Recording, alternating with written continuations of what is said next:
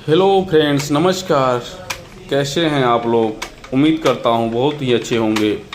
अभी आप अपने स्क्रीन पर देख रहे हैं कि टाइपिंग का एक छोटा सा डेमो चल रहा है।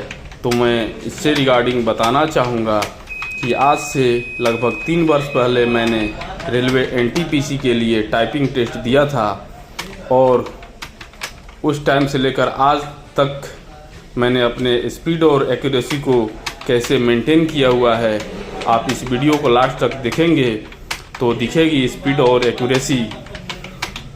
तो यदि आप भी मेरी तरह टाइपिंग करना और टाइपिंग सीखना चाहते हैं तो मेरे साथ जुड़ें और कमेंट करके बताएं कि आपको क्या परेशानियां आ रही है, और मेरे चैनल को सब्सक्राइब कर लें ताकि टाइपिंग से रिलेटेड जो भी वीडियो मैं डालूं वो आप तक सीधा पहुंच सके। आप देख रहे हैं कि मैं टाइपिंग कर रहा हूं और देखिए टाइपिंग रिजल्ट आ गया।